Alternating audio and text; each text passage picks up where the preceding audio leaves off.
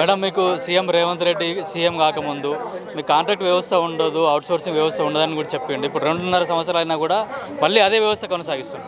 అదే వ్యవస్థ కొనసాగిస్తున్నారండి. మేము కేజీబీవీ యూఆర్ఎస్కు ఎస్ఎస్ఏ ఉద్యోగులకు సమస్యల పరిష్కారం కోసము ఈనాడు టీఎస్యూటీఎఫ్ ధర్నా శిబిరాన్ని ఏర్పాటు చేసిన సమయంలో మేమందరం ఇక్కడికి రావడం జరిగింది. మేము బడుగు బలహీన వర్గాలకు సంబంధించినటువంటి మహిళా అమ్మాయిలకు అందరికీ కూడా మేము చదువు చెప్పడం జరుగుతుంది. మేము అనేక సమస్యలతోటి సతమతం అవుతున్నాము. సమాన పనికి సమాన వేతనం లేకుండా, ఉద్యోగ భద్రత లేకుండా ఈనాడు ఉన్నాము. మహిళల కోసం ఎన్నో పథకాలు రిలీజ్ చేసినటువంటి ప్రభుత్వము మా సమస్యలు మాత్రము పట్టించుకోవడం లేదు. మా సమస్యలు పరిష్కరించేంత వరకు కూడా మేము ఉద్యమాలు ఆపమనేసని మేము ప్రభుత్వానికి విన్నవించుకుంటున్నాము. ఇదే టీఎస్యూటీఎఫ్ ఆధ్వర్యంలో మేము విన్నవించుకుంటున్నాము. మేము చెప్పేది ఏంటి అని అంటే, మేము చాలని వేతనాలతోటి ఈనాడు స్కూల్ అసిస్టెంట్ స్కేల్లో పనిచేస్తున్నటువంటి మేము కేవలం 26,000 జీతాన్ని మాత్రమే సిఆర్టీగా తీసుకోగలుగుతున్నాము.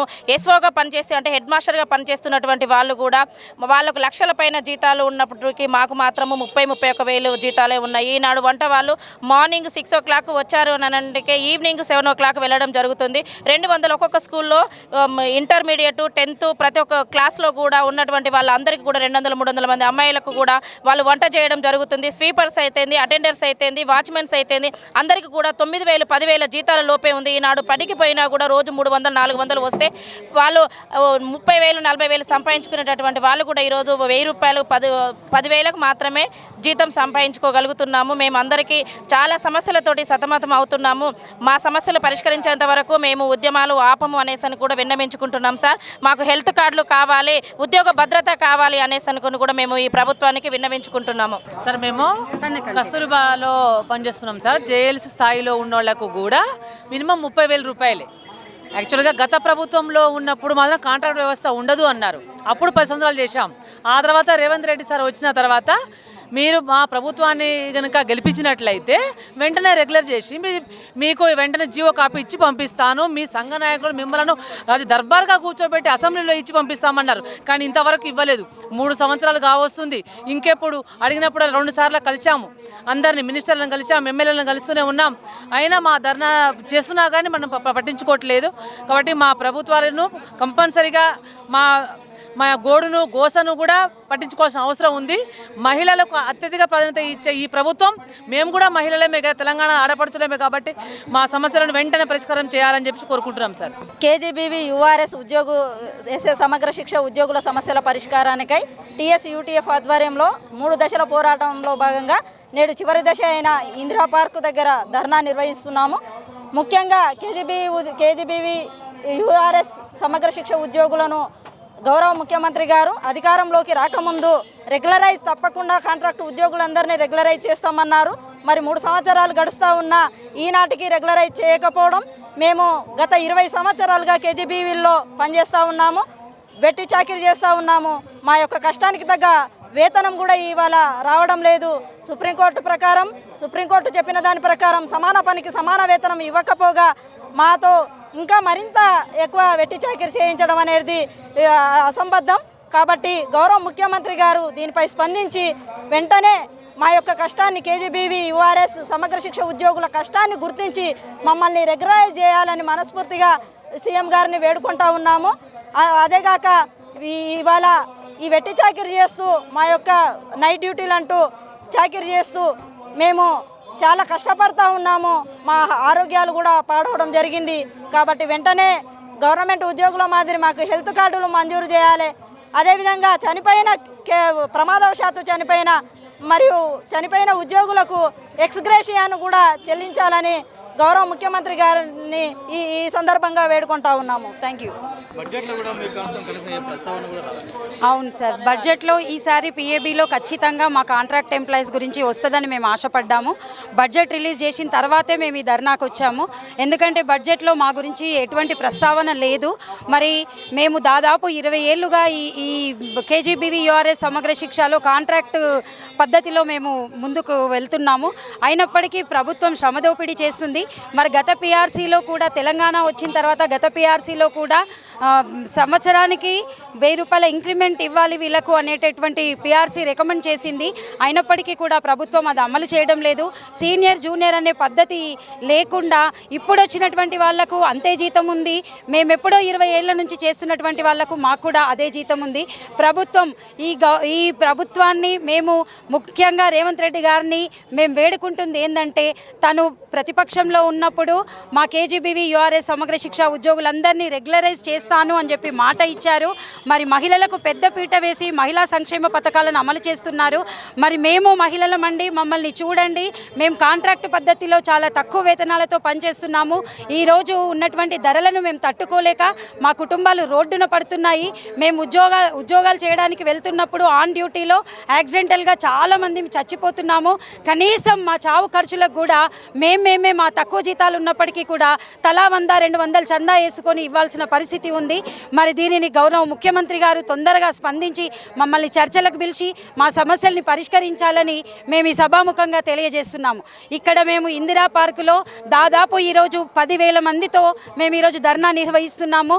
మా సమస్యలు పరిష్కరించకపోతే ఇంతకు రెట్టింపు సంఖ్యలో అసెంబ్లీ ముట్టడి కూడా చేస్తామని చెప్పేసి హెచ్చరిస్తున్నాం. ముఖ్యంగా మేము పార్ట్ టైం ఇన్స్టిట్యూటర్లుగా మేము గవర్నమెంట్ స్కూళ్ళలో పనిచేస్తున్నాము. మా తెలంగాణ రాష్ట్రంలో 10 జిల్లాలలో 2150 మంది ఉన్నాము.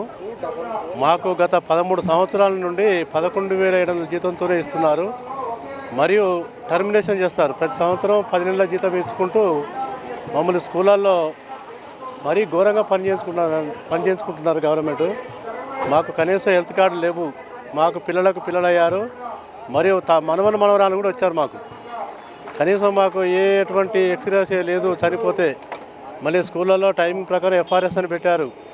ఒక్కొక్క 40 కిలోమీటర్లు 50 కిలోమీటర్లు పోయి వర్క్ చేస్తున్నాం అన్న. మేము పార్ట్ టైం ఇన్స్టిట్యూట్ అంటే ఒకేషనల్ కోర్స్ కింద టైలరింగ్, డ్రాయింగ్, క్రాఫ్ట్, మ్యూజిక్ అని ఉంటాయి స్కూళ్ళల్లో. చాలా ఇబ్బందులతో ఉన్నామండి. మాకు కనీసం ఒక 10,000 రూపాయలు అప్పు కూడా ఇస్తలేదు మాకున్న జీతానికి. దీన్ని దయచేసి ఇప్పుడున్న ప్రజెంట్ రేవంత్ రెడ్డి గారు మమ్మల్ని కనికరించి గవర్నమెంట్ స్కూళ్ళల్లో ఉన్నటువంటి పార్ట్ టైం ఇన్స్ట్రక్టర్లను మినిమం టైం స్కేల్ ఇచ్చి ఆదుకోవాలని వేడుకుంటున్నాం సార్ ఈ సభాముఖంగా. దీనికి దయగల వారి విద్యాశాఖ తమ దగ్గర ఉంది కాబట్టి, అంతకుముందు కేసీఆర్ గారు కూడా 10 సంవత్సరాలు మమ్మల్ని వాడుకొని వదిలేశాడు. ఇప్పుడు ఈ ముఖ్యమంత్రి గారు ప్రతిపక్ష హోదా ఉన్నప్పుడు వరంగల్ ఏకశిల పార్కు దగ్గర మీ సమస్య ఒక 1 అవర్లో ఛాయ్ తాగి కప్పు కింద పడేసినంత చేపట్లా చేస్తున్నాడు. ఇంతవరకు చేయలేదు. మరి ఛాయ్ తాగుతున్నాడా అనేది అర్థం కావాలంటే ఇప్పుడు జనం చూస్తున్నారు అందరూ. ఇది చాలా ఘోరం అండి. సర్వశిక్ష అభియాన్ సెంట్రల్ గవర్నమెంట్ నుంచి 60% నిధులు వస్తూ ఉంటాయి. రాష్ట్ర గవర్నమెంటు 40% కలిపి మాకు 100% ఇవ్వాలి. ఆ ఇచ్చే సెంట్రల్లో సర్వశిక్ష అభియాన్ నుండి వచ్చే 60%లో 20% కట్ చేసుకుని 40% ఇస్తున్నారు మాకు. ఇదంతా ఏజెన్సీల వల్ల. ఏజెన్సీలు ఉన్నారు కాబట్టి ఏజెన్సీలను కమ్ము కాస్తూ వాళ్ళకు హెల్ప్ చేస్తున్నారు. ఆ గవర్నమెంట్ అయినా ఈ గవర్నమెంట్ అయినా మరి 11-12 వేలతో ఎట్లా బతకాలనేది అర్థం చేసుకోవాలి. ఇలా ఆట మీద కూలోడికి రోజు 1000 రూపాయలు ఇస్తున్నారు. ఇదంతా దారుణం. అంటే ఇప్పటికి ఎన్నోసార్లు ధర్నాలు చేసినాం మేము. దీనికి పరిష్కారం చేయించకుండా మాత్రం మేము అన్నిటికీ చాలా రాష్ట్రంలో చాలా లేవనెత్తాం. ఇప్పుడుగా ఇంతకుముందు 29 రోజులు ధర్నా చేసినాం పోయిన సంవత్సరము.